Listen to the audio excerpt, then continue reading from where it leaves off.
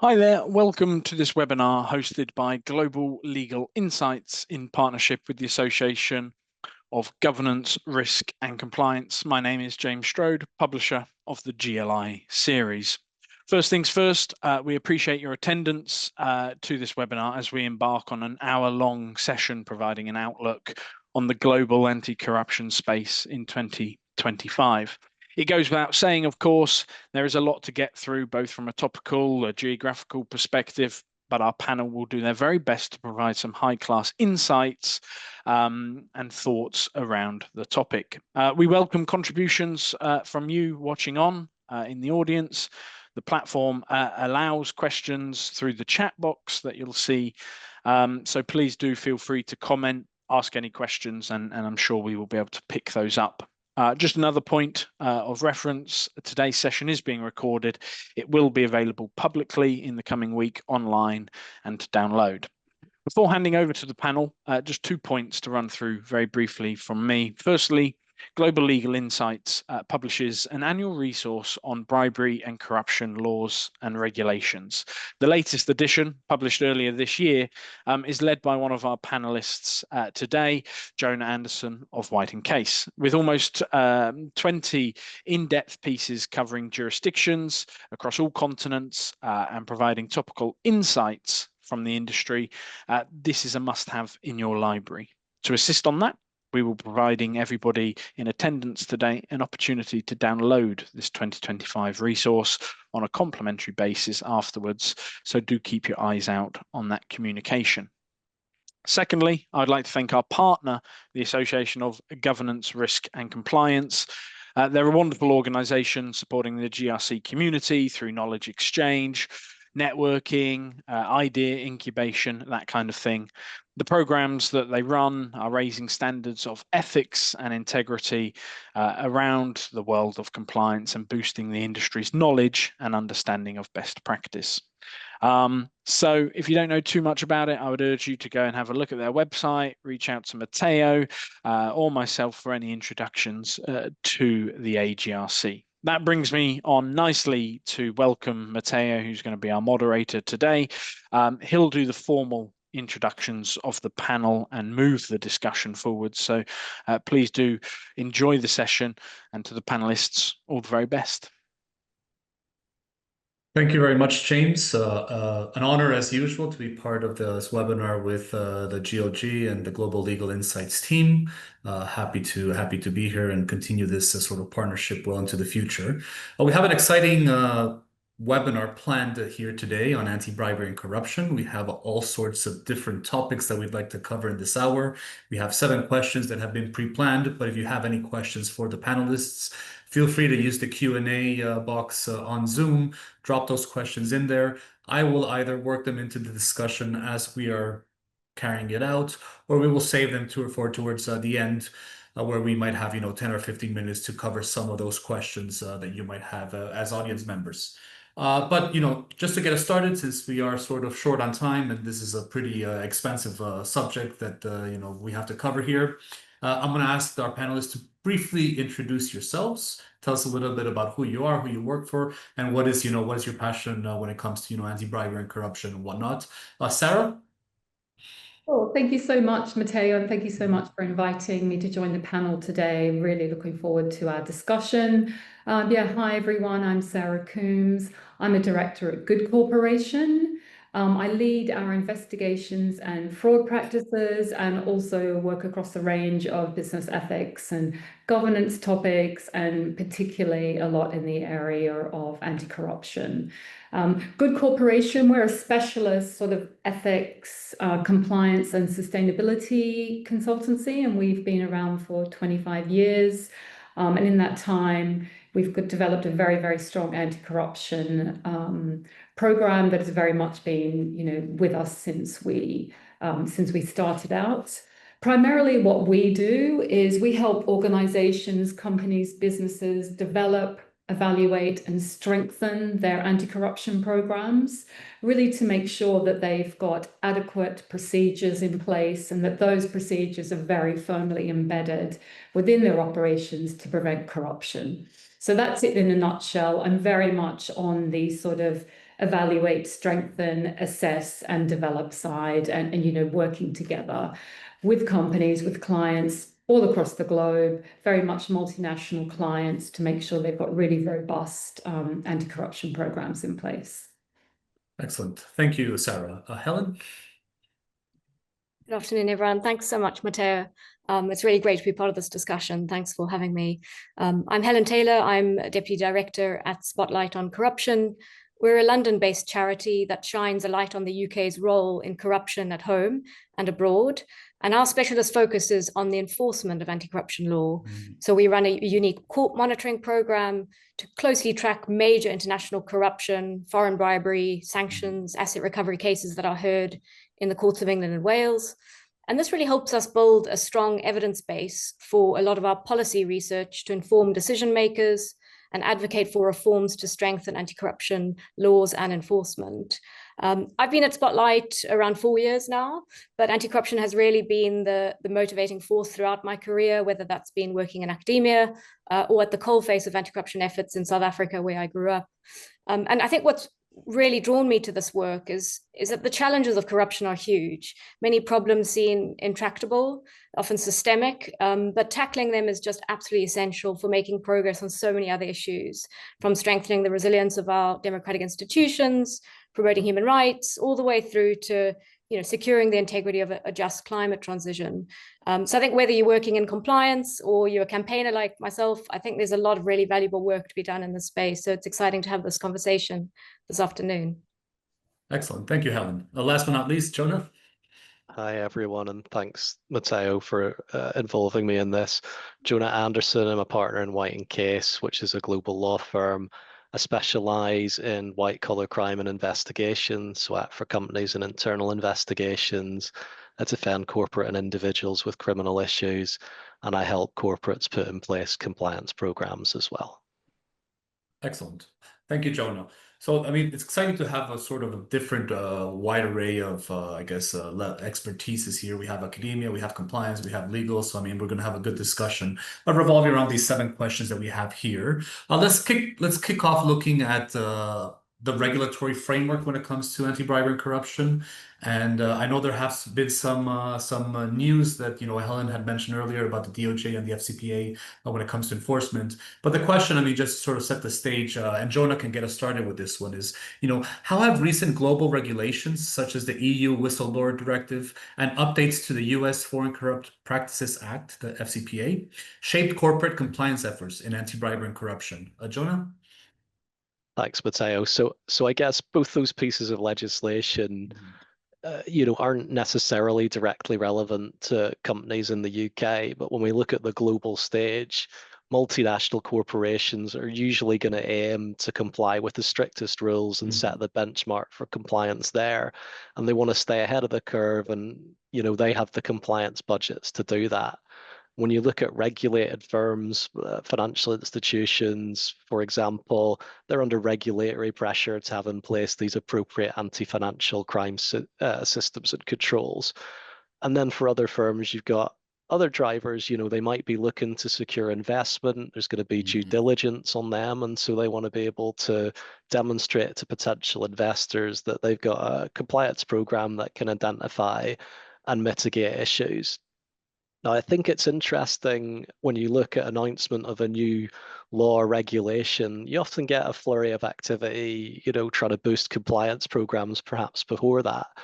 And that does shape compliance trends, but I think you've also got to have a degree of enforcement to incentivize compliance. So, for example, when you look at the UK Bribery Act, comes into force in July 2011, and it's the first of these UK offences, which is a failure to prevent offence, and it's got a compliance defence.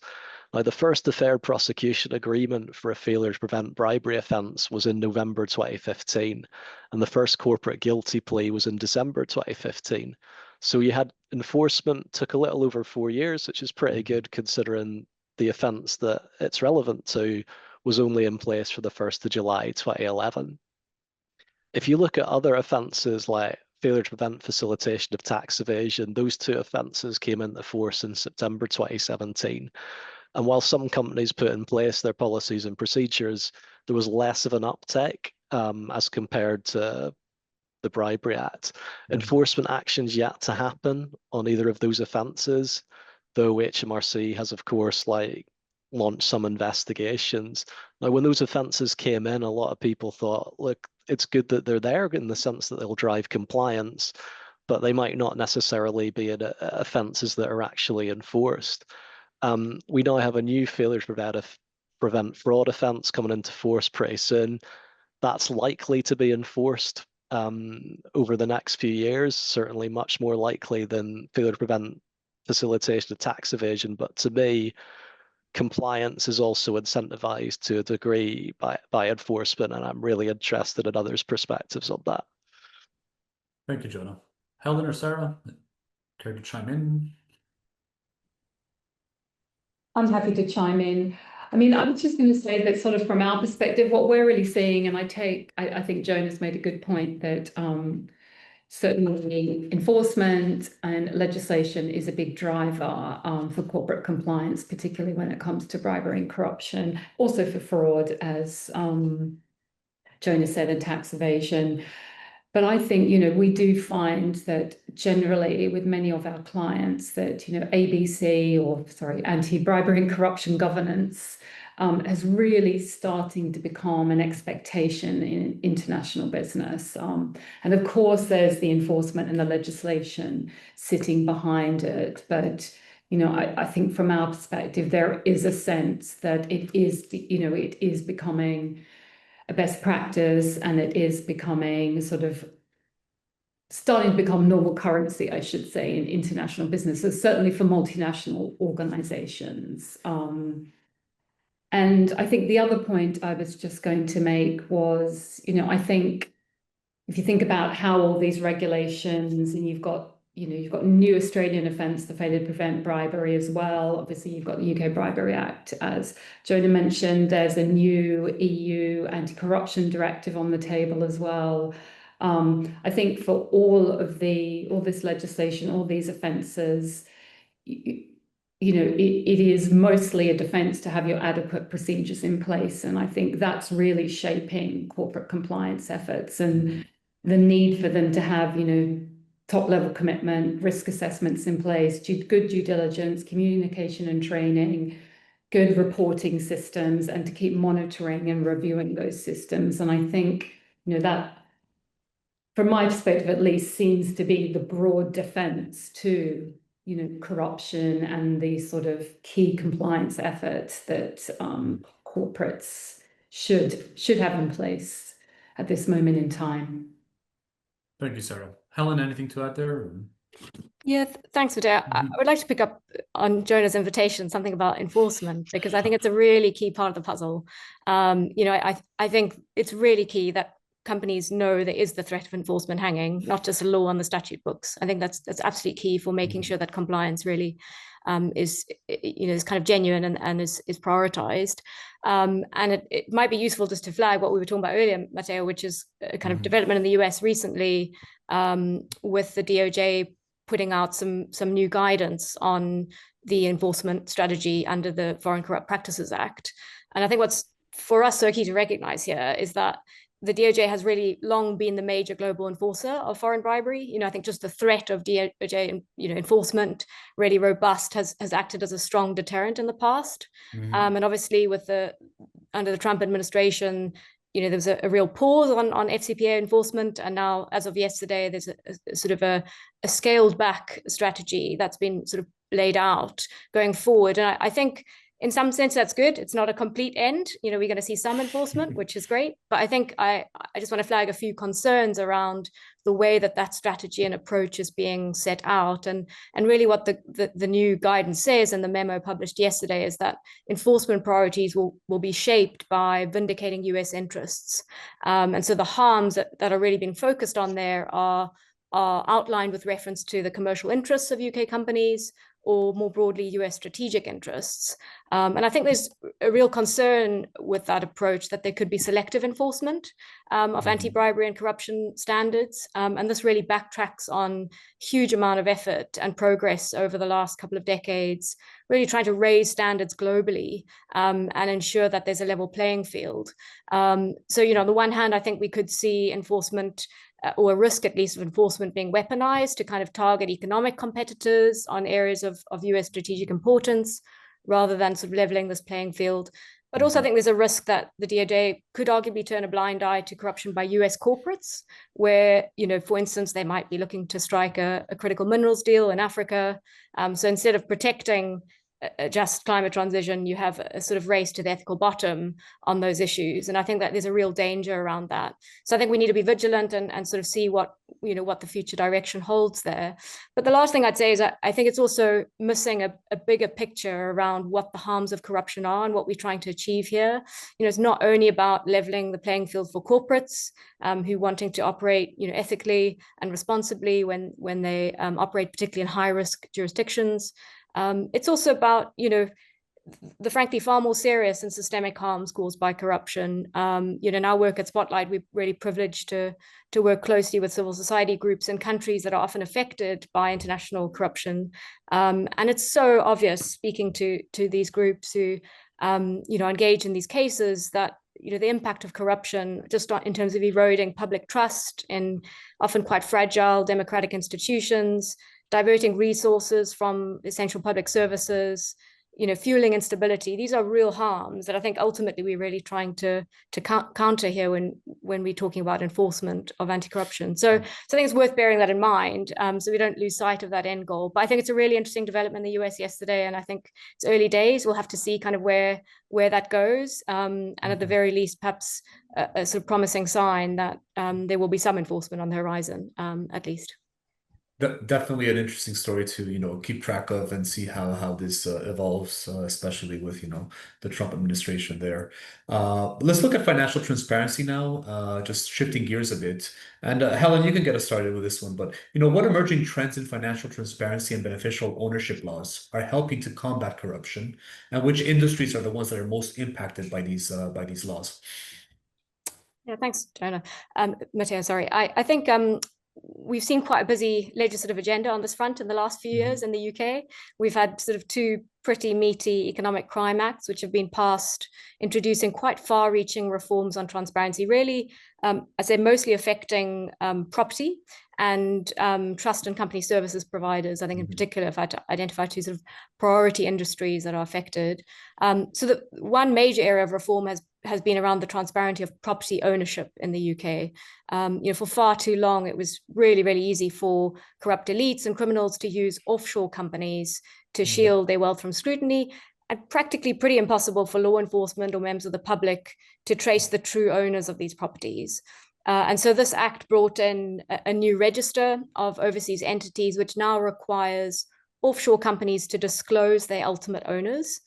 And we've already started to see in some of the cases we've worked on and investigations that there are real benefits to this transparency for uncovering corruption, and particularly the laundering of the proceeds of corruption into UK property.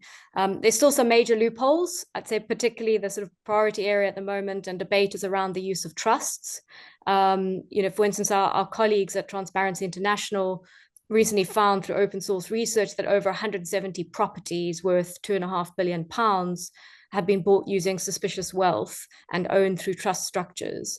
There's a real risk around trusts being used still to kind of hide corrupt proceeds that are used to buy property in the UK. But the second area of reform that I think has been very encouraging so far, although it's early days, is around Companies House. As many of those on the webinar today will know, that the UK companies have featured very prominently in some of the biggest corruption and money laundering scandals worldwide. For instance, in the Azerbaijani laundromat, you had just a handful of UK registered LLPs being used to siphon off billions out of Azerbaijan. And a lot of the problems with this really lay with Companies House. The UK has had an open corporate register, but the problem is that this transparent information was often just completely unreliable. And so these reforms are really trying to significantly overhaul Companies House to transform it from just being a passive recipient of information that's often inaccurate to making it a more proactive custodian of data that law enforcement, that other companies and banks, and of course the public too, can rely on for due diligence, for investigations.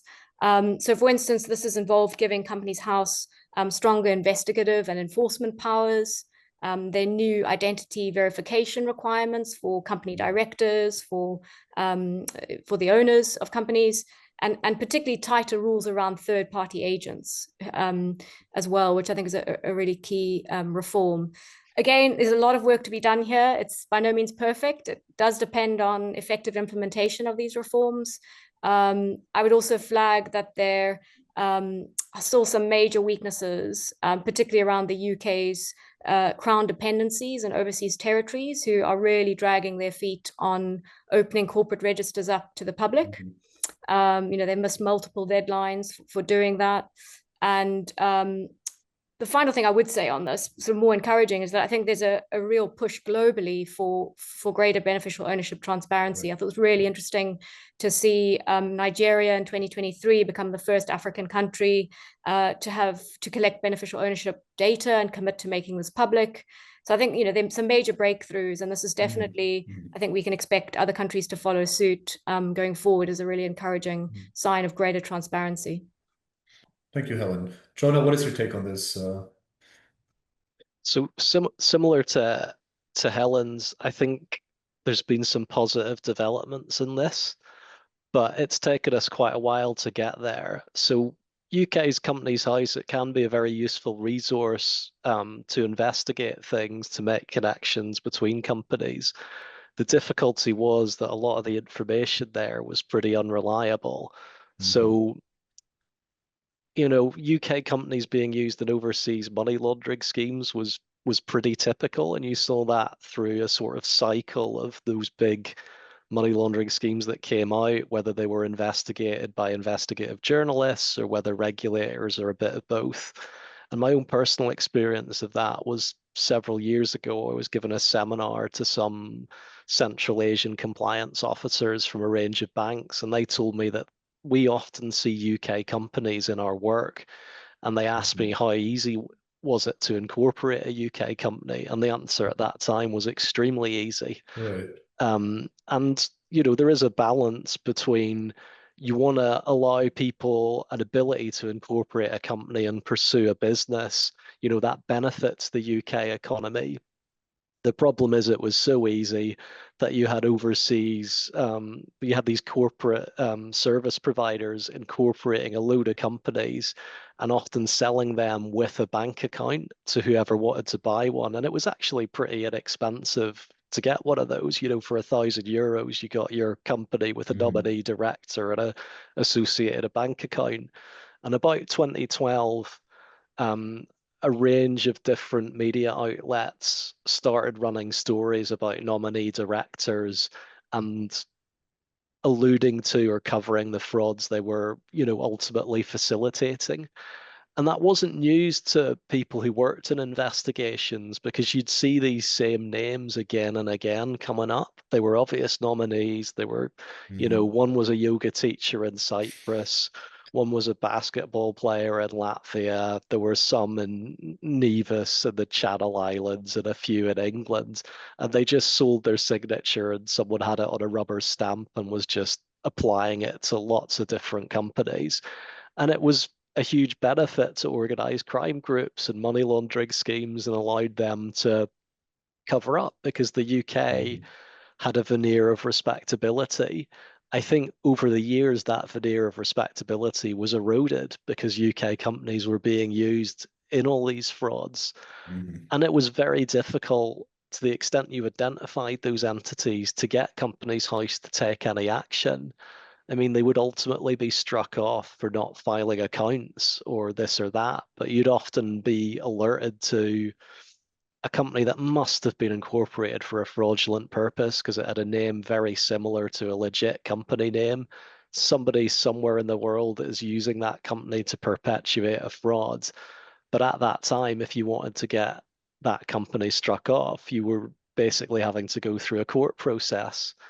Now the hope is Companies House will be much more proactive.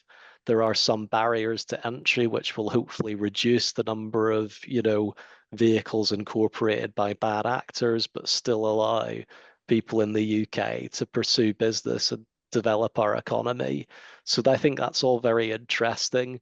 There's some international developments on this. I think there's a lot of offshore jurisdictions who are potentially going to move towards a more transparent process. There was a judgment at EU level which has somewhat disrupted that process.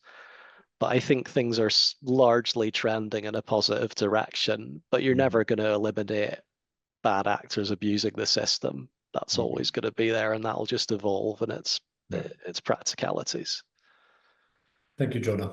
Now moving on, with the Trump administration, the wars in Russia and Gaza, and all these sort of geopolitical turmoil, let's look at how do geopolitical shifts such as economic sanctions, trade restrictions, diplomatic tensions, wars, etc., how do they affect global anti-bribery enforcement efforts? And this one's for Helen to get us started there. Thanks, Mateo. In short, they have a huge effect on the dynamic. I think cooperation is really key. And anti-bribery enforcement, many cases involve incredibly complex cross-border corruption, spanning a number of different countries. So getting evidence in these cases can be a real challenge and very time-consuming for law enforcement agencies. And so diplomatic tensions, geopolitical tension can have a real impact on this cooperation and the kind of willingness to engage in joint investigations, not just in terms of information sharing on investigations, but also, whether that's formal processes of mutual legal assistance, but also the kind of informal collaboration that's often very efficient and effective. I think it's fair to say sanctions have had a pretty polarizing effect in this regard, not just Russia-related sanctions, but I think arguably even Magnitsky sanctions, given recent developments in the US, where there's a risk, I think, that corruption is seen as being politicized. And then obviously, as we've touched on already, there's the sort of scaling back of Foreign Corrupt Practices Act enforcement, which is a major shift globally in this dynamic of who's enforcing and who's leading. But I would say more positively, I think one thing we've been quite encouraged by is that there are very strong relations at an operational level in law enforcement that can actually survive some quite tough political headwinds. And we've been quite encouraged to hear that it's sort of business as usual in many cases at the operational level. But I think the reality is there's a big difference between an ongoing willingness to cooperate on investigations and proactive enforcement that's really driven by high-level political will, backed by resourcing for law enforcement. So I think that the shifting geopolitical dynamic will, and I think is already shaping and reshaping enforcement efforts. On the one hand, I think it's prompting a bit more creativity in how existing partners collaborate. So, for instance, we've picked up the SFO that's the Serious Fraud Office in the UK is very interested in thinking about what cases it might be able to pick up that the DOJ and the US might not have appetite to pursue. The SFO is also looking with, I think, quite newfound interest and curiosity at state level enforcement in the US and whether there are new opportunities for collaboration there. But I think it also calls for more proactive relationship building with partners that perhaps haven't been as much around the table in the past.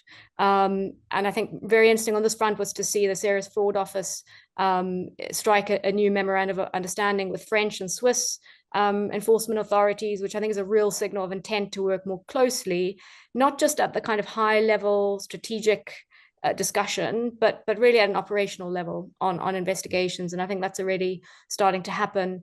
But perhaps more interesting even was to see the SFO director really prioritize and take a recent visit to Singapore and Indonesia, So partners perhaps that haven't been as close.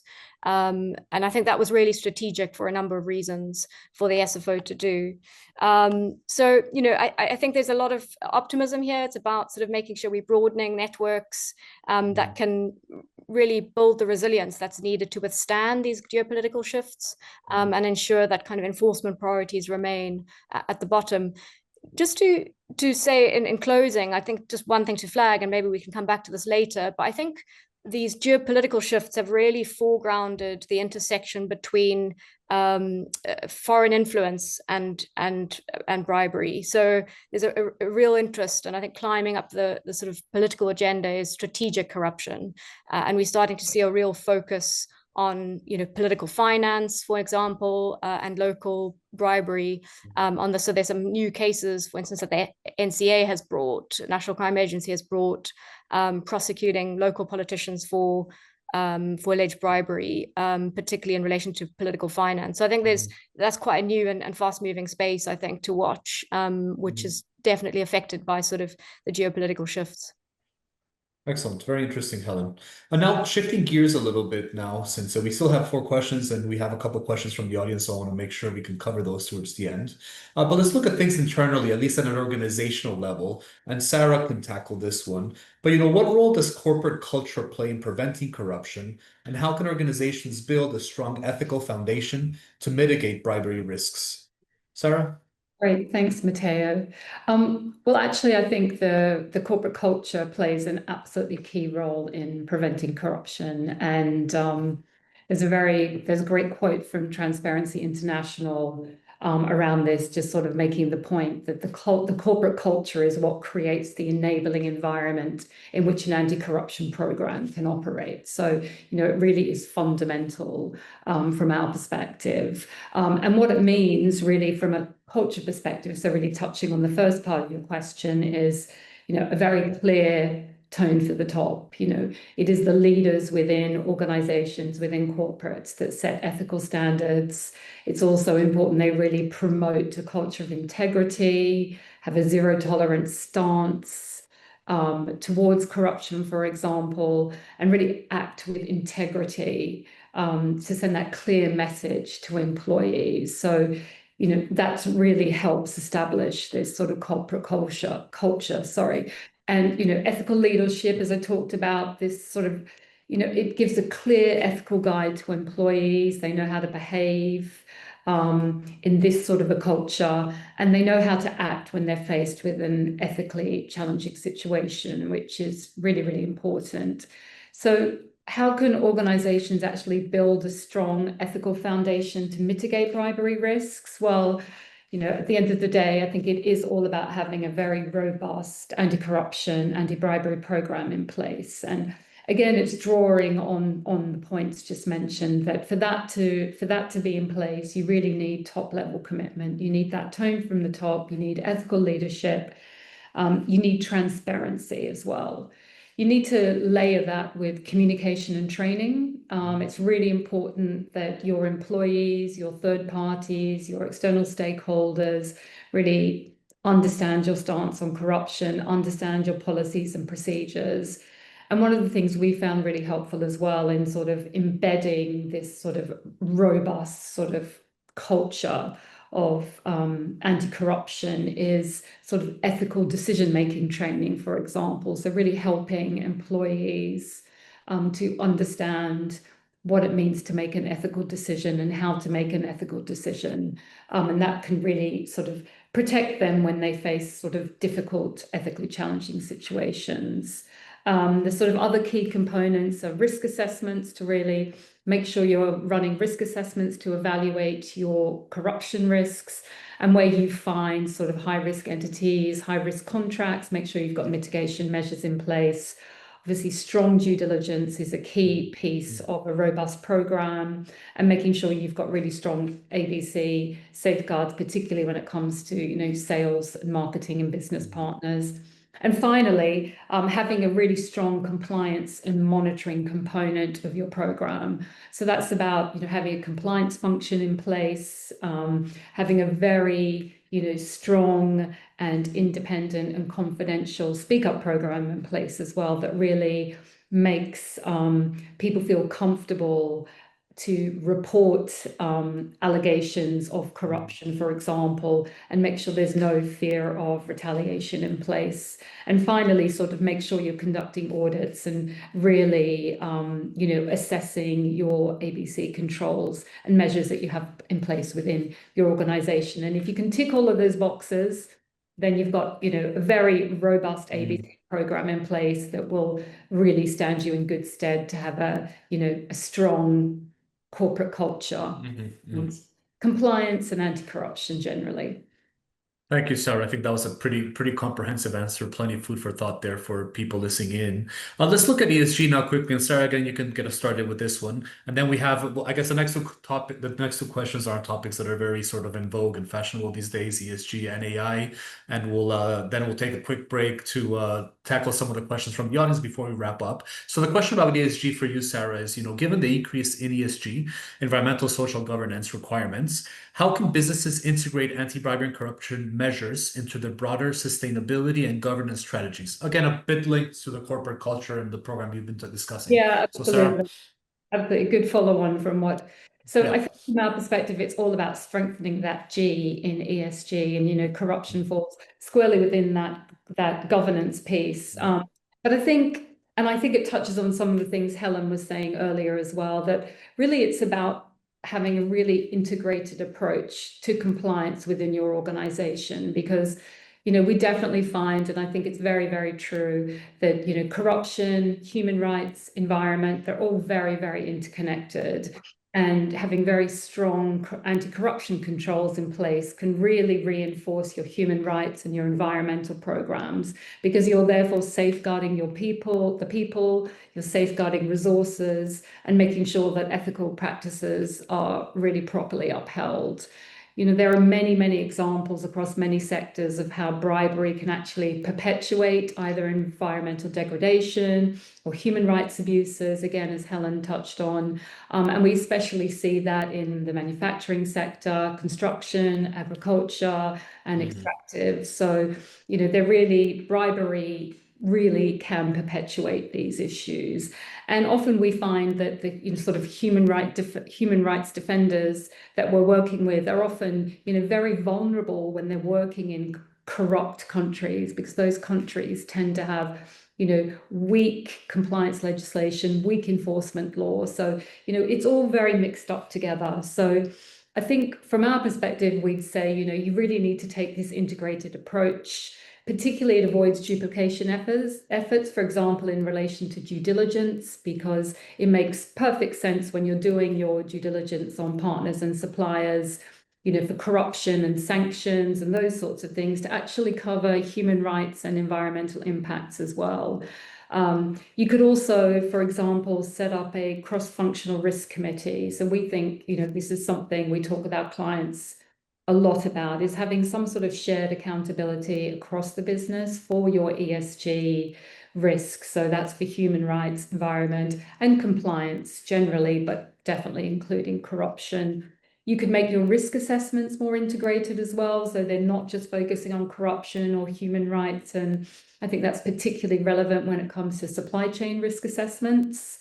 You can also look at integrating your training. So you're showing how all these different elements, all these different risks, fit together, and they're all linked. And, finally, you could also have some sort of shared reporting structure. So perhaps a lot of businesses and companies have dashboards tracking metrics and risks within the business. And, you could have your ESG dashboards and make sure they also include corruption. So, I think it makes sense to integrate it all. It makes sense for companies to really integrate their anti-bribery and corruption with their ESG strategies. We certainly see lots of businesses where there are lots of different committees. They'll have a sustainability committee, and they'll have a human rights committee, and they'll have a compliance committee, and they might have a financial crime. So I think there is a need to have some sort of cross-functional risk committee, or some cross-functional committee. But I think it's all doable, and corruption and anti-corruption should very much be seen part of your risk mitigation strategy when it comes to ESG issues. Excellent. Thank you, Sarah. Right. And perfect. Now, looking at AI, Jonah, I mean, with the rise of AI and data analytics and compliance monitoring, how can companies leverage this technology to detect and prevent bribery and corruption more effectively? So I think AI is interesting in a number of different ways. You know, my personal experience was when I started my career, when you were doing an internal investigation, most likely into bribery and corruption issue at that time, you had a lot of junior lawyers crunching through thousands and thousands of emails. You know, you would apply search terms to the emails, but there'd be a lot of documents to go through. From 2020 onwards, that really started to change because the AI was working well and could be integrated into your document review and could dramatically reduce the time it took because the algorithm would push the most response, would learn from how people were coding documents and start to push the documents they thought were most relevant to the front of the queue. And you then would reach some sort of error rate that allowed you to terminate your review on the basis you likely had reviewed all the most important documents. And that was a game changer for quickly, efficiently, cost effectively getting through lots of documents. And it was an absolute game changer for investigations. Now, what you're looking at now is how AI can help more with proactive identifying issues. And certainly in the latest failure to prevent guidance issued by the UK government about failure to prevent fraud, they're talking about AI within that in terms of your fraud prevention procedures. The FCA has published a comprehensive AI update in April 2024, where it's looking at how AI's helped the FCA monitor scam websites and also money laundering and sanctions breaches. And survey work by the FCA has also identified that within the financial services industry, you know, companies are already starting to use AML identification tools. It helps with transaction monitoring, and these are all very positive things. I guess the flip side of all this is organized crime groups probably also find artificial intelligence pretty helpful to, you know, stay one step ahead or develop new and complex schemes. And so I think the arms race you always have between bad actors and, you know, compliance and investigations will sort of continue. But again, I feel like it's a positive trend. Yeah, excellent. Thank you. Let's tackle some of the questions. We have 3 questions here from the audience. A couple of them are about beneficial ownership, and there's also one about the US pause and sort of the geopolitical shifts that we have been discussing. I'll pose the first one on the US pause. Maybe Helen can get us started with this one. But in relation to the US pause, given that ABC laws are extraterritorial, is there a role for the UK, Europe, Australasia, and other jurisdictions to uphold the global fight? And if we can do, and if we do, can we effectively sideline the US pause? Helen? Great question. I mean, I think key is, yes, we can. There is a role for other players to step into that gap. And I think we're certainly doing a lot of work trying to encourage the UK government and others to really step up its leadership globally on anti-corruption. And I think, as I said earlier, it's not only about ensuring that kind of close, you know, the usual allies, let's say Five Eyes partners, Canada, New Zealand, Australia, for instance, step up, but also others that perhaps we haven't worked as closely with, just really to plug this gap. And I think it's possible, but it will also test, I think, the strength of you know, multilateral institutions and alliances like the OECD, like members of the UN Convention Against Corruption. You know, how much can we form kind of consensus and build relationships among a broader group of partners? I think we need a number of different countries, including the UK, to step up and try and coordinate that. So I think it's possible. One other thing I would say is often in the cases that we follow, we're slightly frustrated where, for instance, the UK might prosecute a UK company for engaging in bribery abroad or failing to prevent bribery. And there are foreign officials who are identified or implicated, even named sometimes in the court documents or the indictment. But it seems to us there isn't adequate sort of sharing of that information and intelligence with local enforcement agencies in those countries. And that might be because there's a kind of lack of trust, or there hasn't been an established working partnership. or, frankly, of course, many of these are grand corruption cases where those public officials are, at a very high level of government that have been involved. So there are challenges, but I think we'd like to see a lot more of a sort of partnership approach to these cases, where it's not just about prosecuting in the UK, but actually building capacity and supporting partners around the world to take action and ensure accountability. It's not just what we call the kind of supply side of bribery, it's also the demand side, which we need to tackle and promote accountability. So I think there are a number of ways of tackling this gap that potentially the kind of the US stepping back has opened up. And it's really about, at heart, I think it's about building relationships and partnerships. Excellent, thank you. We have a couple questions on beneficial ownership. I'll throw this one out there. I'll combine them both, and maybe Jonah can get us started with this one. But the general question is, how can we facilitate beneficial ownership sharing among the different jurisdictions and country regulators? And then there's a second question, which is more US related, which is, how are international agencies dealing with the US exemption for reporting domestic beneficial ownership information? And is this the setback it appears to be? Oh, where to start? So those are two tough questions to answer. I think the reality is information sharing, certainly within private sectors and internationally, can be challenging. You've got banking secrecy laws, you've got data protection laws. Certainly, one of the things that I think has had a lot of bang for the buck is a lot of states have set up this data sharing arrangement between key banks, which allow law enforcement to provide information to the key banks about certain people, their interests, or organized crime groups or corruption schemes, and ask for the banks to report information through. That's a form of information sharing, a form of public-private partnership that's been very effective in the UK. We've got the Joint Money Laundering Intelligence Task Force with law enforcement and key banks. If there's a group they're interested in, they get actionable intelligence, which helps them generate lines of inquiry and advance their investigation. That works very effectively. We also, via our financial intelligence unit in the UK, disseminate information packages to other FIUs around the world, which again can very much help target certain organized crime groups. That works very effectively. What I think is much more challenging is liaison between companies' house equivalents. They're just really not set up to do that, and it's not really what they're designed for.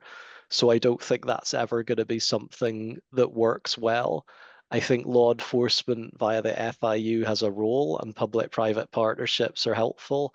Also, don't forget, if a bank's receiving information as part of GEMLIT, it's got offshore branches, right? There's going to be a degree of information sharing, which will start to build a global picture, because that information would potentially be reportable in the UK, for example.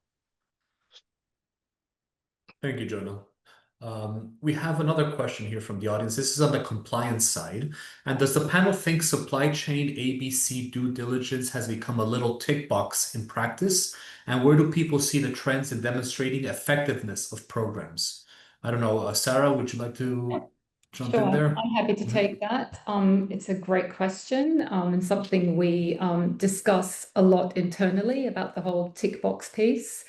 I think probably it has become a little tick box, but I think, the trends that we're seeing really and how to move away from that are, really, and it's our advice to businesses, take a very risk-based approach to your due diligence.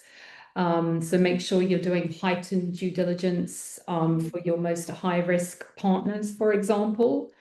We are seeing, in light of, CS3D and CSRD and, talking about integrating corruption, anti-corruption efforts with ESG, I think integrated due diligence is definitely a trend we're seeing, where it's much easier to do your due diligence to cover all of these issues all at once. I think another trend we're seeing is, companies beginning to be more open about the type of due diligence they're doing or they've done on their partners. There's much more emphasis on transparency, particularly with the supply chain these days. And I think, that is a trend we are seeing. And I think, one other thought is really around, auditing those high-risk suppliers, for example, actually checking to see, whether what they're saying or the due diligence is actually, accurate. And we are also seeing that businesses are starting to look at certifications. For example, there's an ISO standard, and I can't remember the number, but there is an anti-bribery management system ISO standard. And we do see businesses starting to require, for example, that their suppliers will have those certifications in place. And if they don't, supporting their suppliers to actually, obtain those certifications, for example. Thank you, Sarah. So we have another 5 minutes or so left. So we have a final question here. I'm going to ask all three of you to chip in, basically sort of looking towards the future and, what are the main challenges that remain in international cooperation against bribery and corruption? And also, what are some of the strategies you see that might come online or might be coming soon when it, in terms of governments, regulators, and corporations, like using to strengthen this enforcement and accountability? Helen, you want to get us started with that one? Yeah, sure, Mateo. In terms of international cooperation, I'd like to pick up on something I mentioned earlier in the session, which is around the harms of corruption. I think sort of one issue that's quite burning, and we're hoping the UK government will come out with some ambitious commitments on this, is around compensation for the victims of corruption. It's actually been a major sticking point in terms of international cooperation. So if you look, for instance, at the SFO's investigation into Airbus, the Indonesian authorities helped on that investigation, provided evidence, but and a huge fine from that enforcement action that the UK benefited from, but none of the money went back to Indonesia, and it's actually kind of led to some problems on further cooperation in other cases, and that's why I mentioned earlier. I think it was really strategic of the SFO director to actually visit Indonesia and perhaps sort of smooth over some feathers there, ruffled feathers. But I think it raises an important question. If you're wanting international collaboration on these complex cross-border cases, you have to have a partnership model where there's a recognition of the harms caused.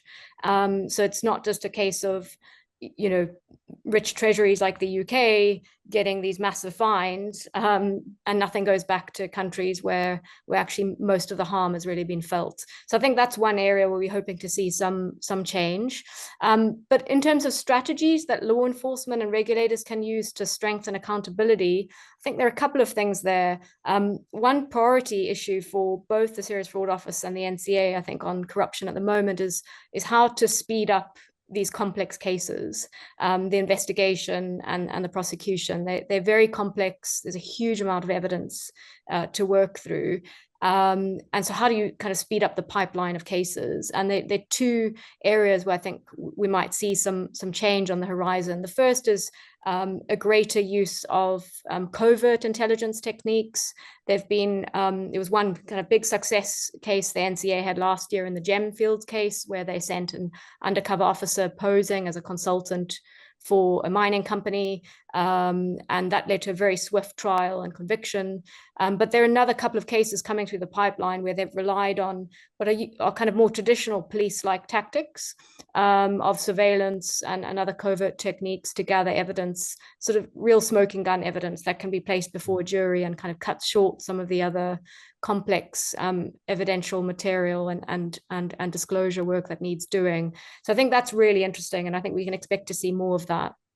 But the other pretty hot topic is around how we can incentivize whistleblowers to come forward with intelligence, really from the inside, the kind of corporate insiders saying, look, there's something going on here, and to really, in that sense, short circuit a lot of the work that law enforcement might usually do in these investigations. So it's been a long process for many years. There was a real sense that paying whistleblowers for intelligence is just not British. But the SFO director has really come out very strongly in support of reforms to introduce whistleblower awards, and set it as a key mission of his tenure in leading the SFO. And it's part of an ongoing independent review being done by Jonathan Fisher, Casey in the UK. So it's actively being looked at. And I think we can probably expect to see some movement in that space in the next couple of years. It's obviously not an easy reform. Everyone looks to the US and the pretty successful whistleblower schemes in the US, but obviously you can't just transplant those into the UK and expect them to work within our criminal justice system. So there's a lot of work that needs doing around that. And I think crucially also not just to reward whistleblowers, but also to ensure that they're protected and compensated more generally. So I think there's a lot of work also to be done to help companies strengthen internal processes and support for employees to raise concerns and to deal with those at a very early stage.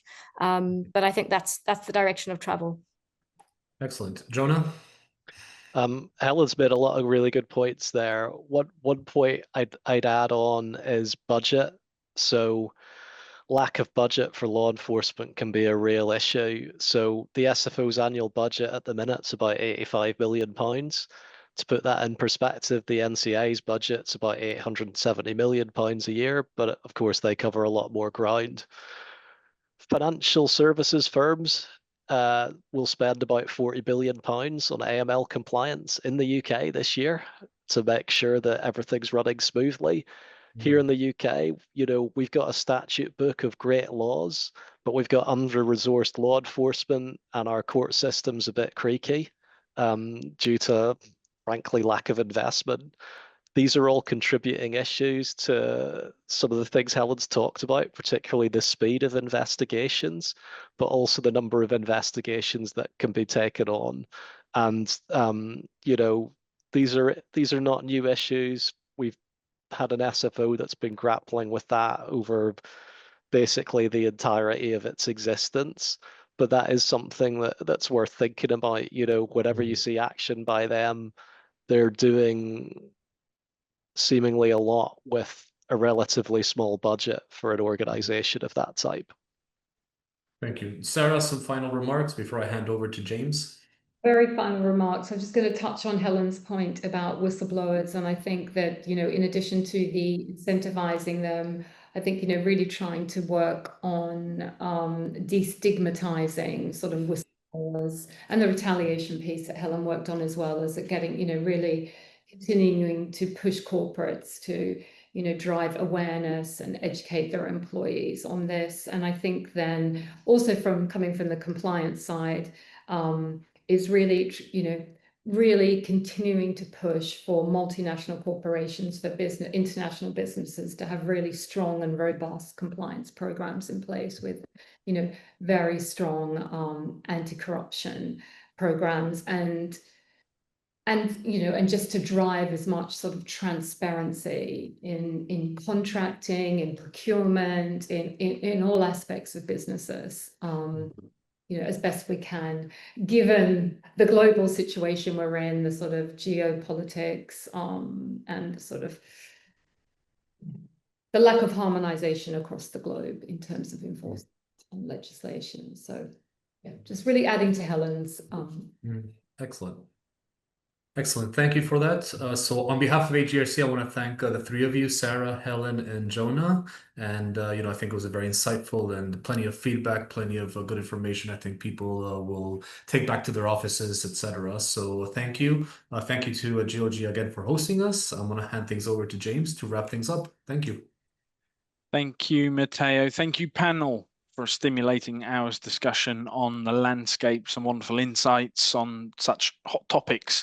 And a big thank you as well to the audience for your involvement. It's great to see such activity demonstrating the interest, involvement, the dynamism around the webinar and topic as a whole. So that was really wonderful to see. I'm sure we could have continued this well into the evening, but we all have things to do. All that's left for me to say is keep your eyes open for more from the GLI team around our bribery and corruption resources.